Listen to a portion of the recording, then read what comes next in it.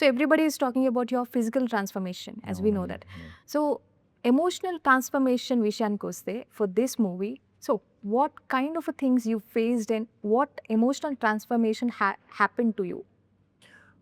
First character విన్నప్పుడే physical transformation ఎంత ఇంపార్టెంటో ఈ సినిమాకి మెంటల్ గూడా అంతకు మించి ఉంటుందని ఫస్ట్ రోజే అర్థమైపోయిందనమాట. సో, నా బ్రెయిన్, నా మైండ్‌ని మొత్తం ఫిక్స్ జేసేసుకున్నాను నేను.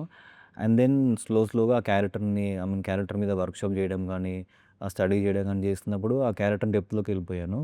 ఎళ్ళిపోయి ఇంకా మెంటల్‌గా ముందు స్ట్రాంగ్ అయిపోయాననమాట. సో, లొకేషన్‌కెళ్ళాక వన్స్ యాక్షన్ జెప్తే ఓన్లీ ఆ క్యారెక్టరే ఉంటాడు. మెంటల్ ట్రామా అవన్నీ ఏం లేకుండా.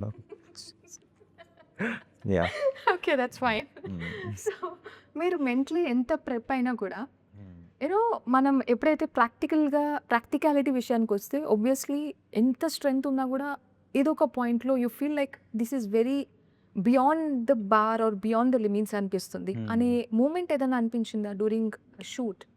అంటే క్లైమాక్స్ షూట్ చేస్తున్నప్పుడు ఒక 35 డేస్ క్లైమాక్స్ షూట్ చేస్తున్నప్పుడు చాలా హెక్టిక్ అయిపోయిందండి. అప్పుడు మా డైరెక్టర్ గారే మోరల్ సపోర్ట్ ఇచ్చేసి ఏమన్నా సీన్స్ కొంచెం అటు ఇటు ఉన్నా గాని ఆయన దగ్గరికొచ్చి ఎక్స్‌ప్లెయిన్ చేసి ఇలా కాదు అని చెప్పి మోటివేట్ చేసి ఎప్పటికప్పుడు ఆయన నన్ను స్ట్రాంగ్‌గా ఫీల్ అయ్యేలా చేశారనమాట. అండ్ ఇంకా వన్స్ యాక్షన్ చెప్పాక నేనింకా నా ఎనర్జీ అంతా తీసుకొని చేసేసాను. సో మేము విన్నది ఏంటంటే క్లైమాక్స్ షూట్ చాలా ఇంటెన్స్‌గా ఉండే అండ్ దట్ టూ మీరు ఆ హ్మ్. టైంలో సిక్ కూడా ఉన్నారు. ఫీవర్ కూడా యాహ్! యాహ్! ఉన్నింది. హ్మ్. అయినా కూడా యూనో చాలా లాంగ్ అవర్స్ పెర్ఫార్మ్ చేయడం సెట్‌లో హ్మ్. హ్మ్. ఇవన్నీ విన్నా. సో అసలు ఏంటి అంత సిక్ ఉన్నా కూడా how did you balance your self to do?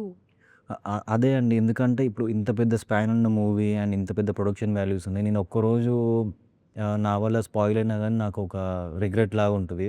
So, అందుకని కష్టపడి నాతో ఎంతైతే అంత పూర్తి చేద్దామని ఫిక్స్ అయిపోయా. అండ్ నాకొక ప్యాషన్ ఉందనమాట. నేను ఎప్పటికప్పుడు బాగా చేయాలి. మళ్ళీ రాను ఇంత పెద్ద ఛాన్స్ లైఫ్‌లో నాకు సెకండ్ మూవీకి వచ్చింది. సో, నేను ఎట్లైనా నన్ను ప్రూవ్ చేసుకోవాలని చెప్పేసి ఏ రోజుకి ఆ రోజు మోటివేట్ చేస్తూనే నేను ముందుకెళ్ళిపోయాననమాట.